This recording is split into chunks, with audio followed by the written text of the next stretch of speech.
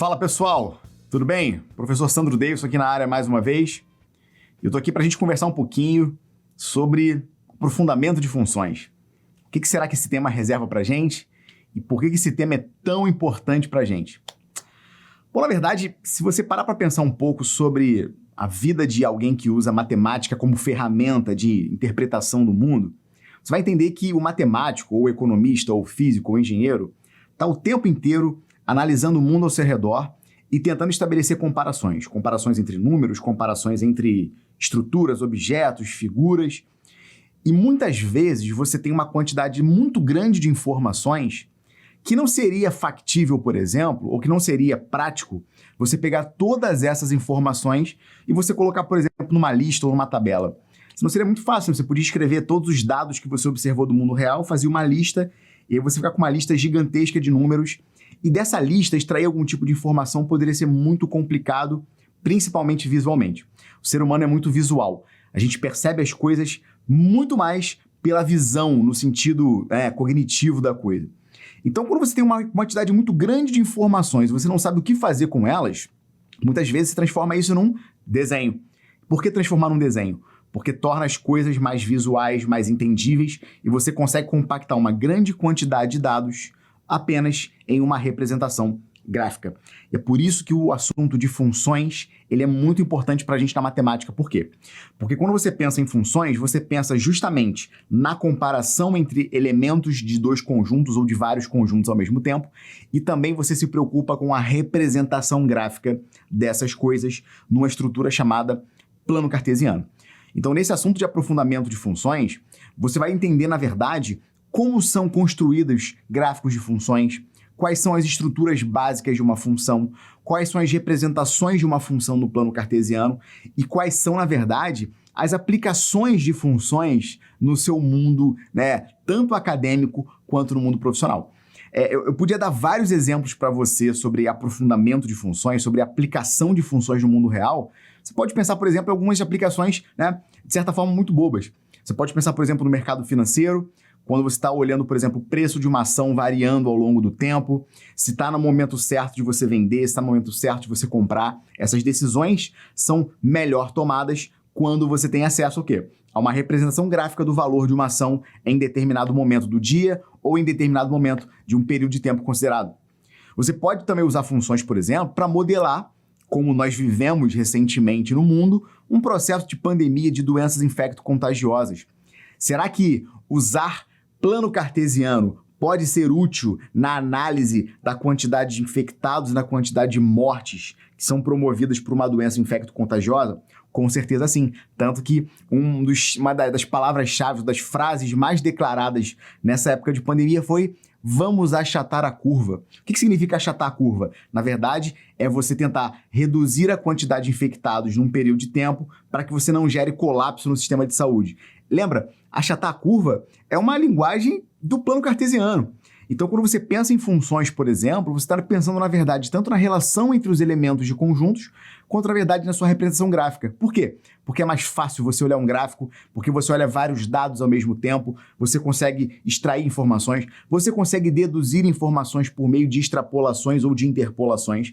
Então é muito importante que você entenda que saber bastante função, além de te ajudar a compreensão do mundo real, do mundo que te cerca, no meio acadêmico, para você que vai fazer engenharia, faz matemática, física, economia, é extremamente importante que você entenda funções para que você compreenda de verdade como são os fenômenos das técnicas que você está usando na sua aprendizagem acadêmica e para que você possa ter um entendimento mais completo e mais fundamentado de tudo aquilo que você vai estudar ao longo desse tempo. Então, fica ligado porque saber bastante função é uma das premissas básicas para quem quer ter um bom desempenho do entendimento da matemática, tanto no dia a dia corriqueiro das contas simples, quanto naquela matemática mais aprofundada, mais específica, que você vai ver nas diversas áreas do conhecimento do ensino superior. Então, fica ligado que é muito importante isso para você. Fala pessoal, tudo bem? Meu nome é professor Sandro Davidson. A gente hoje vai começar a falar um pouco sobre aprofundamento de funções. Essa vai ser uma introdução muito importante para o segmento dos próximos vídeos.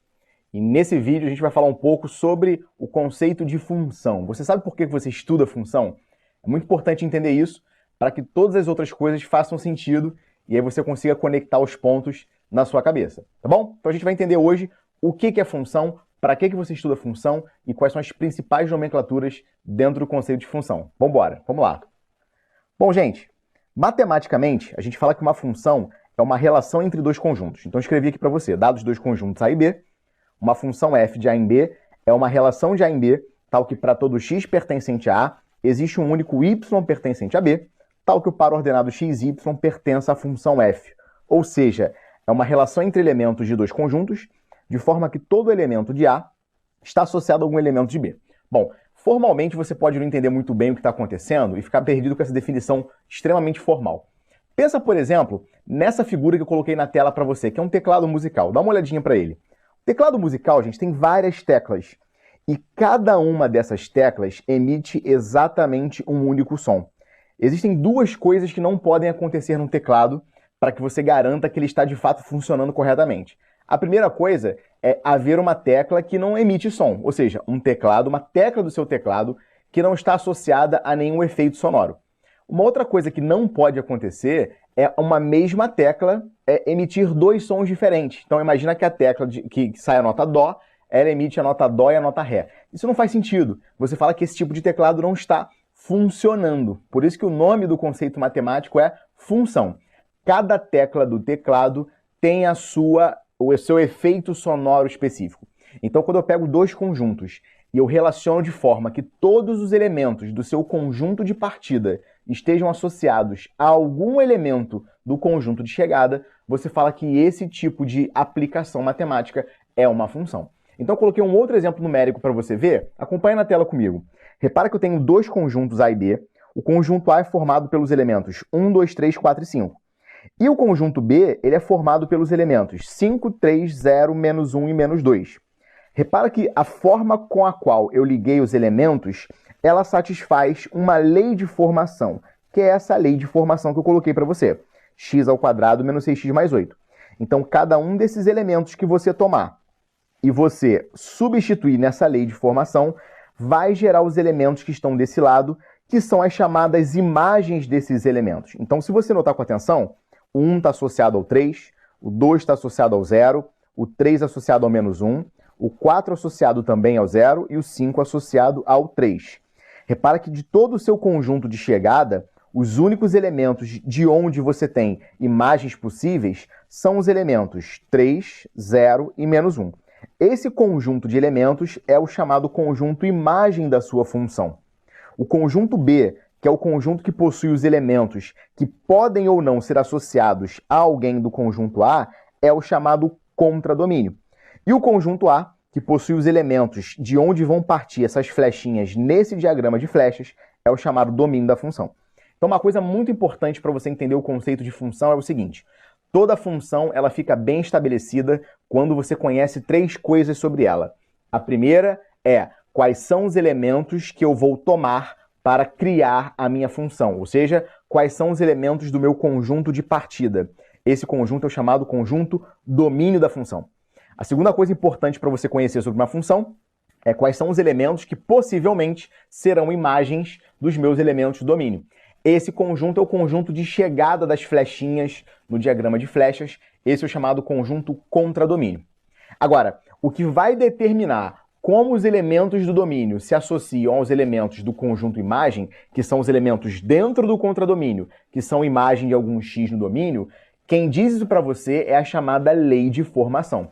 Então, no nosso exemplo, a lei de formação era x ao quadrado menos 6x mais 8. O que isso simboliza? Dá uma olhada. Repara o seguinte: se a sua função ela é de A em B, eu vou pegar elementos de A e vou associar a elementos de B. De que forma? Cada elemento x que pertence a A vai estar associado a um elemento da forma x ao quadrado menos 6x mais 8 lá no seu conjunto B. Então é muito importante você entender que para que uma função esteja bem definida, eu preciso conhecer domínio, contradomínio e lei de formação, tá? A gente vai tentar criar um panorama importante de qual é a importância da função para você em matemática e quais são as principais propriedades que você pode elencar sobre as funções, tá bom? Vamos que vamos. Olha só, uma coisa muito importante para você entender, e eu coloquei essa imagem para te motivar, é qual é a necessidade de você estudar funções. Bom, no nosso presente recente, nesse ano de 2020, a gente teve uma pandemia mundial de uma doença chamada Covid-19, causada pelo coronavírus. E aí você viu várias vezes gráficos aparecendo na televisão, né? A epidemia se alastrando por diversos países, quantidade de mortos, quantidade de infectados. A pergunta é a seguinte: qual é o mecanismo matemático que as pessoas usam para prever a quantidade de leitos hospitalares, a quantidade de infectados, a quantidade de possíveis mortos? Qual é o modelo matemático que você usa, que você aplica para tentar fazer esse tipo de previsão? Basicamente, você usa funções. Funções misturadas com probabilidade, misturado com outras ferramentas estatísticas, mas o conceito de função, ele é o que vai determinar a forma com a qual você consegue fazer a previsão de quantos infectados, quantos mortos essa doença, essa epidemia vai causar numa determinada região. Então a função, na verdade, gente, ela tem um papel de modelar a realidade. Com a função você consegue modelar a realidade, você consegue descrever padrões e você consegue fazer projeções. É assim, por exemplo, que você faz projeção de crescimento populacional, projeção de, por exemplo, aumentos e decréscimos de preços, de variáveis financeiras, enfim. A função ela é extremamente importante para você modelar fenômenos reais, descrever esses fenômenos de forma numérica para que haja uma análise qualitativa e quantitativa e com isso você conseguir fazer previsões sobre o futuro e aí você, na verdade, está tomando decisões a partir de um conceito de função. É extremamente importante que você entenda isso para que você aprenda que, de fato, entender funções é muito importante para você, tá bom? Vamos lá. Olha, conceitos importantes sobre função, na verdade, existem três basicamente, tá? Os três principais conceitos de função, são as três principais classificações de função que você tem que conhecer, são as chamadas funções injetivas, sobrejetivas e bijetivas, ou então injetoras, sobrejetoras e bijetoras. Nem toda função vai satisfazer alguma dessas classificações, mas quando satisfaz, ela tem propriedades super importantes. Então a primeira função que a gente vai olhar é a função injetora. Vê só, uma função a gente diz que ela é injetora quando para quaisquer valores distintos de x no domínio, as suas imagens serão distintas. Ou seja, se eu tiver valores distintos de x, eu terei imagens distintas em y. Então, para x1 diferente de x2, nós teremos f de x1 diferente de f de x2. Então eu coloquei um exemplo para você ver aqui, que é essa funçãozinha aqui. Essa função aqui é a função cuja lei de formação é 2x mais 1. 2x mais 1 a gente sabe claramente que é uma função afim. Sendo uma função afim, o seu gráfico é uma reta.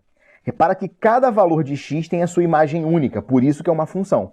Agora, se você notar com mais atenção ainda, qualquer reta que você corte o eixo, né, o gráfico da função, e essa reta seja paralela ao eixo x, essas retas cortam o gráfico da função em um e somente um ponto. Então, uma coisa muito legal para você graficamente observar, para saber se a função é injetora ou não, você faz o teste das retas paralelas ao eixo x. Se as retas paralelas ao eixo x cortam o gráfico em exatamente um ponto, você pode garantir que a função é injetora. Então, função injetora, para valores distintos de x, eu tenho imagens distintas em y. Essa é a grande propriedade das funções injetoras. Se você lembrar do nosso exemplo do teclado musical, o teclado musical ele basicamente é uma função injetora. Cada tecla distinta do teclado tem a sua imagem, que seria o seu efeito sonoro único. Beleza? Próxima função que a gente vai ver é a função dita sobrejetora. O que é uma função sobrejetora, pessoal? A gente fala que ela é sobrejetora quando o contradomínio é igual à imagem. O que isso quer dizer? Que todos os elementos do conjunto de chegada são de fato atingidos por algum valor de x lá no domínio. Então eu peguei, por exemplo, a função x ao quadrado. A função x ao quadrado a gente conhece claramente como sendo uma função quadrática. Sendo uma função quadrática, olha o contradomínio na qual eu defini. Reais não negativos. Repara que x ao quadrado é sempre maior ou igual a zero, a gente já sabe disso. Então a imagem dessa função é, na verdade, todo o eixo y maior ou igual a zero. Então isso quer dizer que todo o contradomínio dessa função é atingido por algum valor de x. Repara que não necessariamente os valores de x são únicos, mas nesse caso é importante você ver que todo o contradomínio é atingido por algum x, e aí você fala que a função é sobrejetora. Ela vai ser sobrejetora quando o contradomínio for exatamente igual ao conjunto imagem. E finalmente, a última função é a chamada função bijetora. A gente fala que a função ela é bijetora quando ela satisfaz as duas classificações, função injetora e função sobrejetora. Ou seja, retas paralelas ao eixo x cortam o gráfico em apenas um ponto e todo o contradomínio é atingido como imagem. Então essas são as principais funções e a partir delas a gente vai construir todo o nosso cenário de aprofundamento de funções. Fala pessoal, tudo bem? Professor Sandro aqui de novo. A gente nesse vídeo vai resolver um exemplo importante, que é o exemplo da piscina. Como é que é esse exemplo da piscina? Sobre domínio de função e envolvendo funções matemáticas. Dá uma olhada aqui comigo. O exemplo diz o seguinte, olha, uma piscina será construída com um terreno cercado e a cerca utilizada tem comprimento de 240 metros. O problema pede para a gente calcular duas coisas. Ele pede para expressar a área do terreno em metros quadrados em função do comprimento x do terreno em metros. E também pede para a gente determinar o domínio da função resultante, tá? Olha, esse tipo de problema, ele é um problema extremamente comum em matemática, que é o seguinte. Eu tenho uma equação problema, uma função problema, que é aquilo que de fato eu quero encontrar, e eu tenho uma equação auxiliar, que é uma equação de contorno, são condições que vão contornar o seu problema. Então tenho a coisa a ser conhecida e as condições de contorno dessa expressão, dessa função que você quer entender. Tá? Isso é extremamente comum em matemática, em cálculo, equações diferenciais. Então, ter a equação problema e ter as condições de contorno. Nesse meu problema, eu quero conhecer a área. E aí, conhecendo a área, esse é o meu problema a ser resolvido. O que eu quero agora, na verdade, é que você identifique as condições de contorno desse problema. A condição desse problema é que vai ser um terreno cercado, né, de formato retangular, cujo perímetro vai ser de 240 metros. Então, não importa o formato da sua piscina, desde que ele seja retangular e com perímetro de 240 metros, isso vai satisfazer a tua condição de contorno. E aí, dependendo do comprimento, eu quero saber como fica a área em função desse comprimento. Vamos ver como é que resolve? Vamos lá. Bom, eu fiz um esquema aqui de como fica um desenho dessa piscina, né? Então, essa piscina tem um comprimento x, né? E vai ter uma largurinha y, que eu não sei nem quem é x, nem quem é y. Agora, um detalhe importante. Eu quero colocar a minha função em função da variável x. Quando a gente fala em matemática, colocar uma expressão em função de x, significa que o x é a variável livre desse problema. É a variável sobre a qual você substitui os valores convenientes dentro do seu problema. Então, a minha expressão tem que ser uma expressão única em função da letra x. Beleza? Então, vamos lá. Como é que fica esse problema, gente? Olha só. Se o comprimento é x e a largura é y, o que nós sabemos? Como o comprimento da cerca é 240 metros, então essa cerca vai ter um perímetro x mais y, mais esse x que está aqui, que é exatamente igual ao lado de cima, mais esse y que está aqui. Então x mais y totaliza 2x mais 2y. E essa soma tem que ser igual a 240. Conclusão, dividindo ambos os lados por 2, você tem que x mais y é igual a 120. E, portanto, o y é igual a 120 menos x, passando o x lá para o outro lado da sua equação. É importante escrever isso por quê? Porque quando você coloca o y em função de x, a sua expressão de área vai ficar uma expressão apenas em função da variável x. Beleza? Então, como é que fica agora? Vamos lá. Bom, então repara o seguinte. Como a área do terreno vai ser a área retangular, portanto, se é um retângulo, a área é base vezes altura, a área desse terreno vai ser exatamente igual a x vezes y. Agora, repara que o teu y está em função de x. O teu y é 120 menos x. Portanto, você vai ter x vezes 120 menos x. Então, fazendo a multiplicação distributiva, você encontra que a área vai ser igual a menos x ao quadrado mais 120x, tá? Então, nós fomos capazes de escrever a área desse terreno em função da sua variável x, que é o comprimento desse terreno cercado, que é o comprimento da piscina, tá? Já na letra B, ele agora, dado que você encontrou a expressão matemática que diz para você como é que é a área, ele quer que você determine o domínio dessa função. Lembra, gente, que se é uma piscina, né, o tamanho x e o tamanho y, veja, são tamanhos, são distâncias. Se são distâncias, com certeza são números que são no mínimo iguais a zero. Não existe distância negativa. Então, como é que fica a solução da letra B? Vê comigo aqui, ó. Na letra B, eu quero o domínio da função resultante. Então, como x e y são distâncias, são números reais não negativos. Toda distância é um número real não negativo, ou seja, a distância é sempre maior ou igual a zero, tá? Então, dessa forma, o x tem que ser maior ou igual a zero e o y também tem que ser maior ou igual a zero. Portanto, 120 menos x tem que ser maior ou igual a zero. e, portanto, você acaba concluindo que o intervalo de variação para a sua variável x é de 0 a 120. Então, isso diz para você que o domínio dessa função é o intervalo de 0 a 120, tá? Então, nesse caso, você encontrou o domínio da função como a gente fez no vídeo anterior. Encontrando a expressão matemática que descreve aquela função, você faz as restrições sobre aquela expressão. Nesse caso, as restrições são dadas pelas condições de contorno do problema, e aí você é capaz de encontrar o domínio da sua função matemática. Fala galera, vamos continuar o nosso bate-papo sobre funções. A gente estava conversando que funções funcionam como uma lista, ou seja, de um lado da coluna você tem o domínio, que são as entradas, do outro você tem a imagem, que são os valores de possíveis f's de x. A gente pode encarar isso também como o plano cartesiano, nosso famoso plano cartesiano, aonde a gente tem que o eixo x, que é o eixo horizontal, ele representa a primeira coluna da nossa tabela. E o eixo vertical, o eixo y, ele representa a segunda coluna da nossa tabela. Então, são os representantes do eixo x e y, quando a gente vai desenvolver, que eles formam o gráfico. E quando a gente olha no plano cartesiano, experimenta, faz um desenho, tá? Desenha um círculo nesse plano aí cartesiano. Você pode observar que o círculo ele não vai ser uma função. Por quê? Quando você traça uma reta vertical que passa, por exemplo, pelo centro do círculo e ele bate lá no eixo x, você vai ter que aquele elemento do eixo x ele vai estar sendo guardado em duas gavetas quando a gente olha para o eixo y. Por isso, esse objeto não pode ser função, porque ele não está bem guardado. E isso é bem interessante, que fica sendo um critério para a gente determinar se um objeto é ou não função quando a gente olha o gráfico. Tudo bom? No módulo tem diversos exemplos onde você vai trabalhar e continuar os seus estudos. Por hoje é só. Abraço, gente!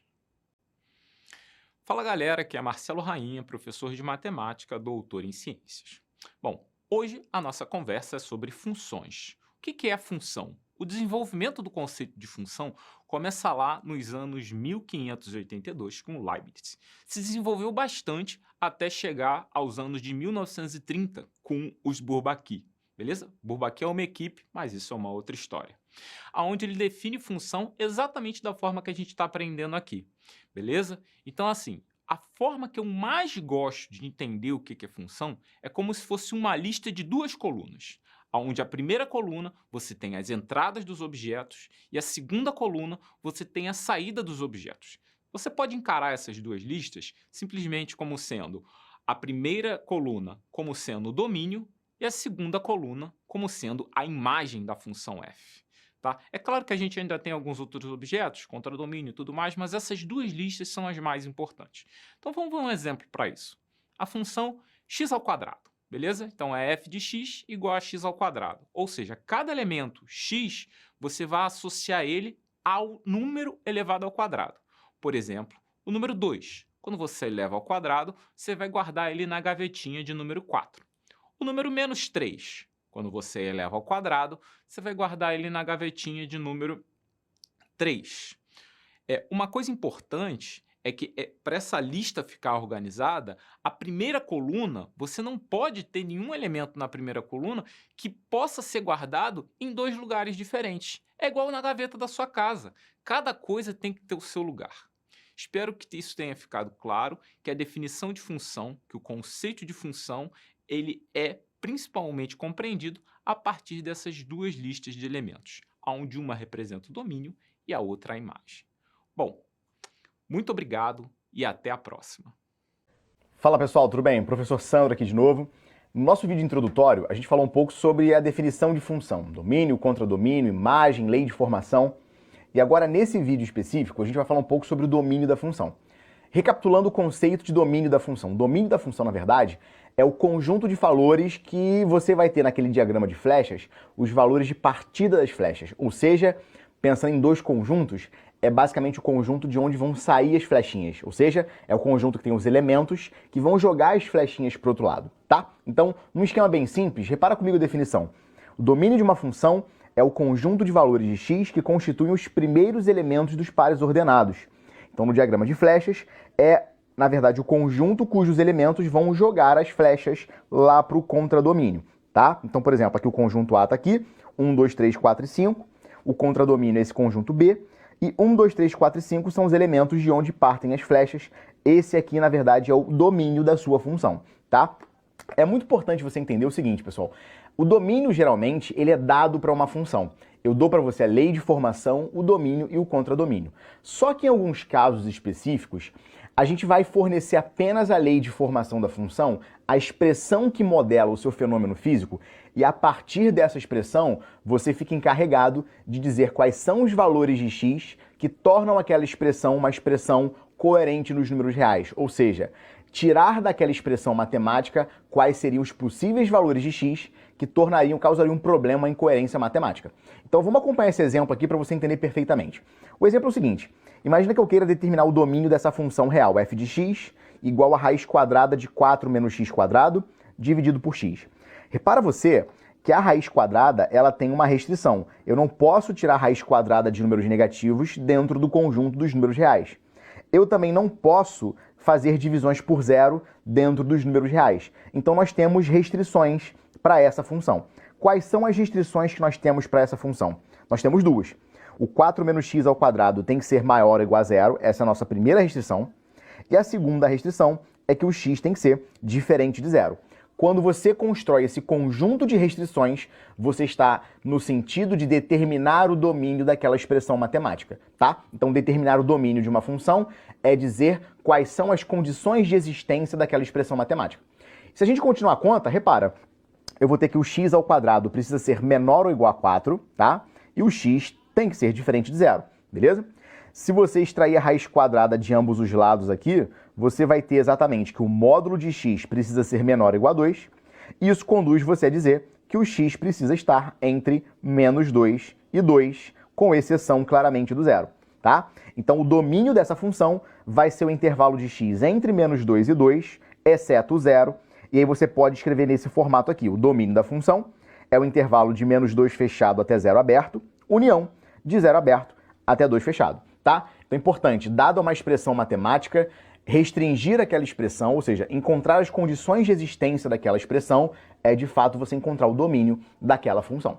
Beleza? Tá? Agora, você pode encontrar o domínio de uma função também de forma gráfica. Vamos ver isso com calma? Vamos lá.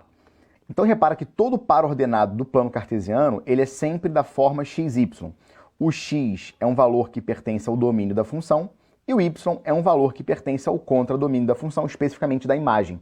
Então, se eu quero observar o domínio de uma função, basta eu olhar para o eixo x. E como eu faço isso? A gente vai fazer, na verdade, a sombra desse gráfico lá no eixo x. Como é que isso funciona? É simples. Vê só. Olha o gráfico que você tem. Você tem o gráfico dessa função, que é esse gráfico preto que está destacado, né? E aí, eu tenho os limites dessa função, que são o ponto de início aqui, esse ponto de final dessa parte gráfica, esse outro início aqui e esse final dessa porção do gráfico. Então eu vou, na verdade, pegar o gráfico dessa função e vou fazer a sombra desse gráfico no eixo x. Repara que a sombra dessa linha preta no eixo x dá exatamente esse intervalo de menos 3,5 até 1 aberto. E por que 1 aberto? Justamente porque essa bolinha está aberta. Lembra que no gráfico de uma função, quando a bola está aberta, isso significa que aquele ponto não está no gráfico da função, ou seja, o valor de x associado àquele ponto não pertence ao domínio, tá? Então, bolas abertas, fora do domínio, bolas fechadas, incluídos no domínio, tá? A sombra da outra porção gráfica, como é que fica?